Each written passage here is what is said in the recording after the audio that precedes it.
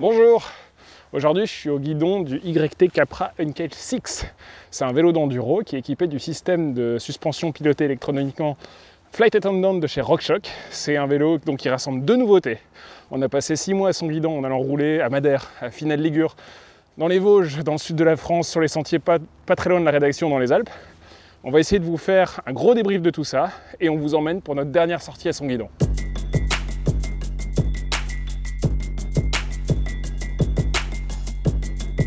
Bon, pour commencer, je vais vous parler du Capra. Je ne vais pas vous faire la fiche technique complète, mais le Capra, c'est un des best-sellers de chez YT. C'est leur vélo d'enduro.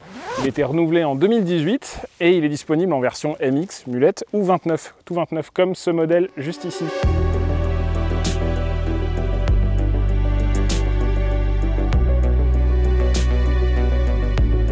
Il y a 170 mm de débattement devant et 165 derrière. Cette version qui est équipée de Flight Attendant, c'est la version Uncaged 6.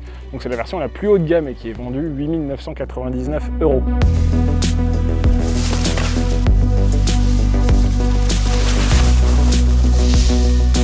Par rapport à la version de 2018, il y a pas mal de choses qui changent. C'est des lignes, évidemment, c'est la géométrie qui évolue, qui s'allonge avec le tube de selle qui se redresse. Il y a également les valeurs d'anti-squat qui vont augmenter pour que le vélo pédale mieux. Il y a la trajectoire de roue arrière qui recule. Petit détail, mais vraiment important pour eux, il y a de la place pour un porte-bidon, il y a des roulements qui sont doublés et protégés, il y a plus de protection. Voilà, il y a vraiment beaucoup de choses qui changent sur ce nouveau Capra. Entre la version 29 et la version Melette, la suspension est légèrement différente. En Melette, la suspension est un petit peu plus progressive et en 29, elle est un petit peu plus linéaire pour s'adapter aux contraintes de la compétition par exemple.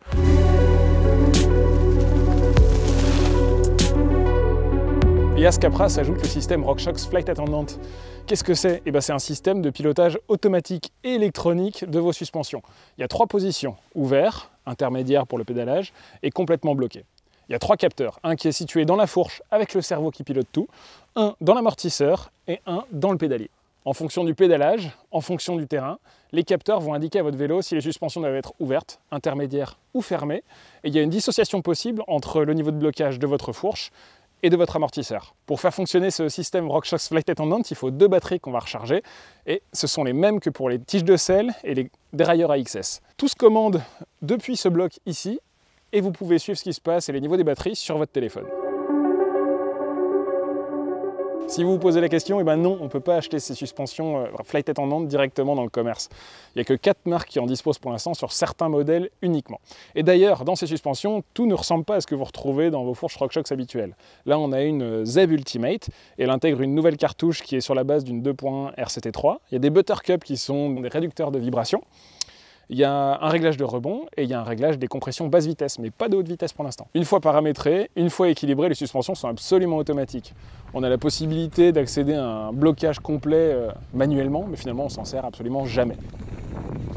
Alors de base, il y a une première diode verte qui va vous indiquer votre niveau de blocage. Si on appuie sur le bouton de contrôle principal, on va accéder au BIAS. Ce que RockShox appelle le BIAS, c'est en fait le degré de sensibilité du système et à quelle rapidité vos suspensions vont se bloquer ou non. Ensuite, on accède au réglage des compressions basse vitesse pour la fourche et si on appuie encore une nouvelle fois, au réglage des compressions basse vitesse pour l'amortisseur. Ce qui est assez dingue au final, c'est qu'on a un gros vélo d'enduro qui se met à pédaler comme un bon all mountain. Sur ce YT Capra, il y a un petit flip chip qui permet de faire varier la géométrie légèrement pour avoir potentiellement un vélo un petit peu plus haut pour mieux pédaler. On l'a essayé, c'est effectivement intéressant, mais on s'est retrouvé à rester en position basse tout le temps parce que c'est justement le système Flight Attendant et la gestion automatique du blocage qui nous permet de rester haut et d'avoir un vélo qui est en position basse sur son flip chip et qui garde les meilleures performances en descente. Là, le capteur du vélo a détecté qu'on était sur une piste large et lisse et tout qui est bloqué. Et là on bascule d'un grand chemin à une descente caillouteuse. La suspension s'ouvre.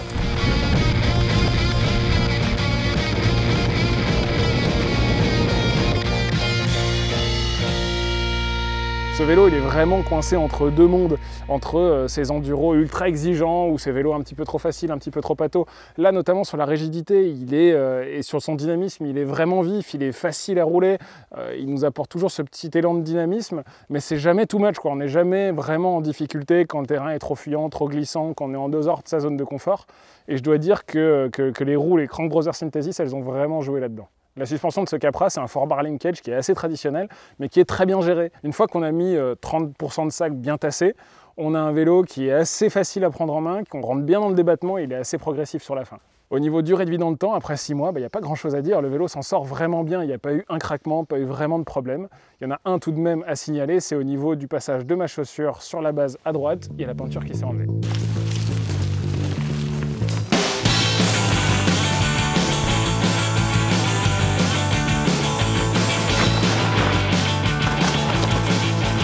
Et si on débriefe ces suspensions pilotées électroniquement RockShox Flight Attendant, je dois dire qu'on se prend assez vite au jeu parce que le système fonctionne très bien, il est vraiment réactif.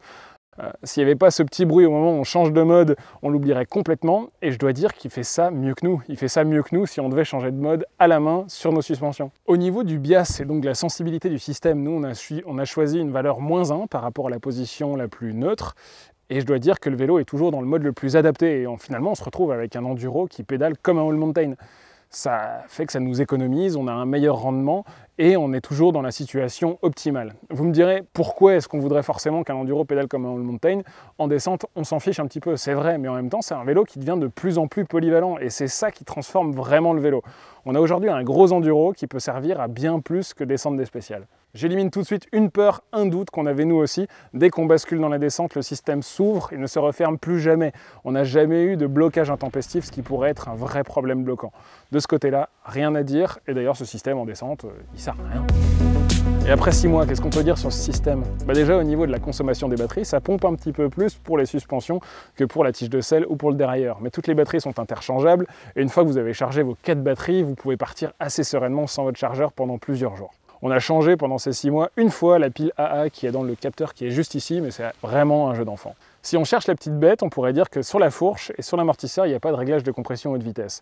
Et ça, peut-être que ça sera un problème pour les riders les plus exigeants.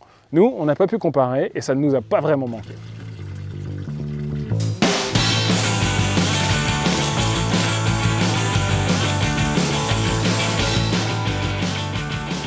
Et alors, gadget ou pas gadget ces suspensions Flight Attendant? Je me suis posé la question, surtout au début quand on sait que ça sert principalement pour la montée.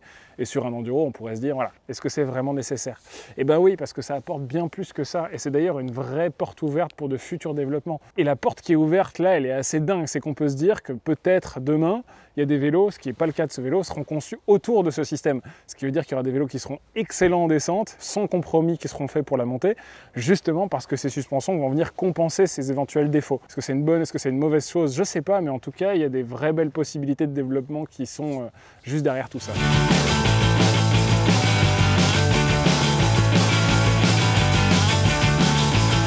Rassurez-vous, il reste encore beaucoup de choses à faire avec votre vélo, celui que vous avez dans votre garage, même s'il n'a pas de batterie. En tout cas, je dois admettre que c'est une vraie belle porte ouverte vers l'avenir. J'ai adoré faire ce test longue durée, j'espère qu'il vous a plu. Si vous avez envie d'en voir plus en vidéo, en article, en portfolio, en podcast, abonnez-vous à notre chaîne YouTube, allez sur votejomag.com et on vous dit à très bientôt.